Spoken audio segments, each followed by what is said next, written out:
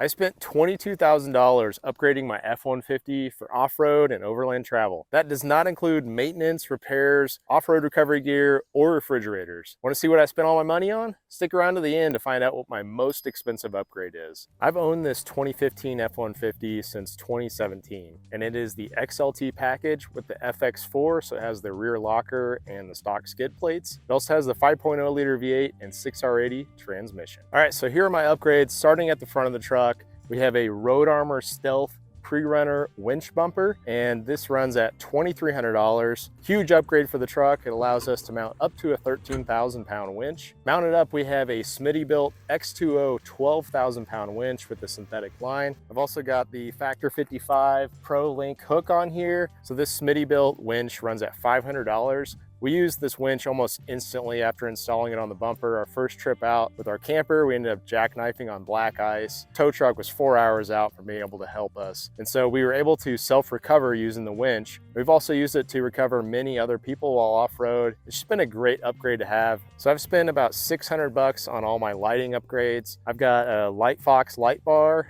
some Nightlight cubes that light up with the light bar, and then I've also replaced the fog lights with some Rigid Industries DOT approved LED fog lights. I've also upgraded some Oxito LED lights for the high and low beam, and I really like those over the halogen bulbs. Much clearer, crisper image while driving down the road at night. So up front here behind the grill, a little hard to see with the grill on, is a Mishimoto transmission cooler. I added this because while towing our 21-foot travel trailer through high mountain passes, our transmission was getting way too hot. We'd see temperatures of 250 and above. And in order to combat that, we got rid of the stock cooler and added this Mishimoto cooler. They run at $400, and I think it's totally worth it, especially if you tow through the mountains or if you do a lot of off-roading in sand where you're going to be doing high revs and you're working your transmission really hard.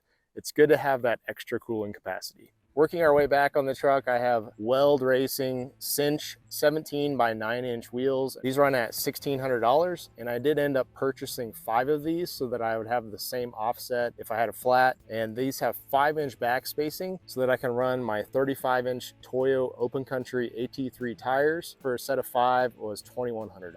So in order to give myself some better stopping power with these meaty tires, and especially while towing and off-road, I ended up upgrading my brakes to some PowerStop Z37 brake kit. This kit includes ceramic pads that are meant for high temperatures and a lot of towing and off-road and heavy-duty use. This also included some drilled and slotted rotors and then some rebuilt Ford calipers that were painted race red. The PowerStop kit runs at $1,500, and I would highly recommend it. I ended up just blowing through stock calipers and brake pads all the time, just burning them up, especially when doing high mountain passes and off-roading in Colorado. And the life of these pads is tremendously better than any other pad you could buy out there. So up top, I have the Rhino-Rack Pioneer platform. This costs $1,300, and it is a clamp-on design like their Vortex bars. I really liked this because I didn't have to drill any holes in the roof in order to mount it up. I wanted to add the Pioneer platform so that I could have my solar panel up here. I also usually mount my recovery boards. They're currently off the truck right now. And then I've got a Rhino-Rack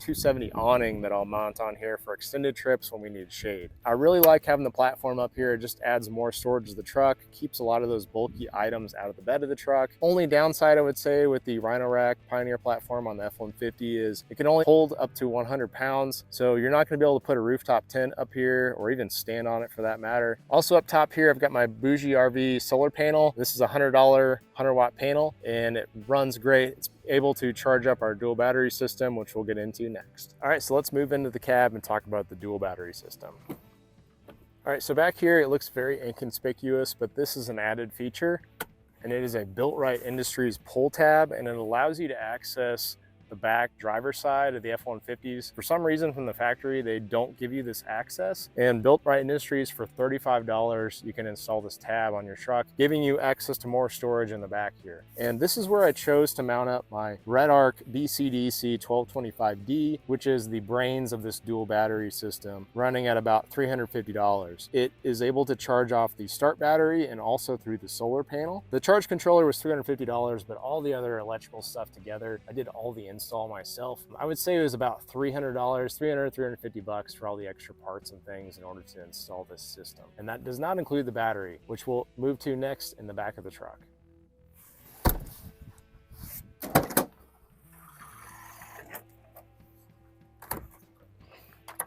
All right, so it's really not much to look at back here, but my Unix Defender X100 lithium iron phosphate battery is mounted up right here in the bed. So this Unix Defender X100 battery runs at $500. Unix is currently out of business, but if you were to look at any other equivalent battery, I would even say Bougie RV or Bogue RV, they are $500. With this system, I previously had two AGM 100 amp hour Group 31 batteries, but with just this one lithium battery, it's replaced all of our power needs with those two AGM batteries. I would highly recommend looking into lithium. The only downside is running them in cold weather. I also wanted to point out that I made my own power station box here, and this is part of the dual battery system. This way I can run my refrigerator. I've got a secondary DC port, so I'm able to run two fridges back here, or a power inverter. Sometimes we'll move back here and plug in. I've also got additional lighting and then just any other stuff that I might need to expand my power needs.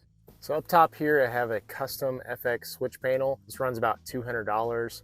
Reach out to Custom FX if you're interested in a switch panel like this. I wanted something that was seamless and looked like it came stock from the factory. Now on the F150s, you only get the switches if you get the Raptor or a Super Duty, which I think is dumb. This was the best solution I could find. Now Custom FX can do any kind of logo here in the middle that you'd like. So if you want Ford, you want Raptor, whatever, you can have anything added to these. And I think it's a great upgrade. And I control all my off-road lighting with this. So up top here, I've added the Bullet Point Mounting Solutions dash mount. And this runs about $100. I've got the single arm phone holder here. We use this middle one for running our GoPro. So for filming like off-roading trips or us talking while driving down the road. And then we use this far mount for our halo view monitor. So when we are towing our travel trailer, we have a rear view camera on the back of the travel trailer, and our halo view monitor sits off of the side here, and we can actually watch it while driving down the road. We've used the crap out of this. I think it allows you to put the phone in the perfect location for your navigation needs. They also have many different mounts. So if you want to use an iPad for navigation or to have your passenger be able to watch movies, you can add those as well. But it's something I use on a daily basis. Over the bed, we have a WorkSport AL3 cover. This is their hard tonneau cover. It doesn't flip up against the cab. They have a new AL4 that just came out that does that. It's $700. I believe this is the best tonneau cover for the money. It's super lightweight. You can take the whole thing off with a matter of 2 thumb screws. It's been a great cover. It keeps water out really well and adds a nice low profile look. All right, so we're getting down to the last 2 upgrades, and these are both the most expensive ones. I re-geared the truck because of the size of tires and the towing and everything we were doing in off-roading to Yukon 411 gears, and this was a very expensive install. Just the parts alone was $1,200. All the labor and everything, this came out to about $4,000. So it had 331 gears in it and going to 411 gears. But what that does is it allows the torque and acceleration off the line is just so much better with these bigger meaty tires. It's also better for crawling speeds using 4 low, down and up steep grades. While it is a very expensive upgrade, it's something I would highly recommend looking into, especially if you've done all these other upgrades or you've added a bunch of armor to the truck. Just feel like it's lost that power and a little more sluggish. Re-gearing will breathe life back into your vehicle. So this is my favorite and most expensive upgrade, is a BDS 3-inch lift kit with Fox Performance Elite shocks, and these are the dual speed control shocks. Overall, this full kit is about $5,000. And I'm also including a full-length add-a leaf in the rear, which is not part of the kit. Now, this kit does include a new aluminum lift block, so it maintains a little bit of rake, which is good because if you do add a lot of weight or if you're towing in the rear, it's going to level the truck out and not give it that Cali lean where the front end is higher than the rear. So with this 3-inch lift, it's designed to not max out those CVs and break CVs. I haven't had any issues with CVs on this truck with this lift kit on. It's just been an incredible upgrade on the truck. I can dial in the stiffness of the shocks based on my off-road needs, just driving around town. I can stiffen them up if I'm towing, and the truck performs way better than any other shock I've had on it. It's been my favorite upgrade by far. Now the full kit includes aluminum rear lift blocks. It also includes the BDS tubular up control arms, which give you more articulation when off-road. So if you are looking into doing a lift, wheels, and tires like this, when picking your lift kit first, they'll oftentimes tell you what kind of offset you'll need and the recommended tire size. Now, BDS recommended running a 35-inch tire with a 12.5-inch width, but they also recommend running at least a 5.5-inch back spacing. Now, with the Weld wheels, these are a 5-inch back spacing, and since I'm not running a super aggressive mud tire, I'm not having any issues with the tires contacting the upper control arms, which would be your biggest problems, and then also turning. I still had to do some trimming with the wheel wells, and I already had my front crash bars removed because of the road armor bumper. If you don't purchase the right offset, you could run into many more problems down the road and possibly even have to run wheel spacers, which I would highly recommend against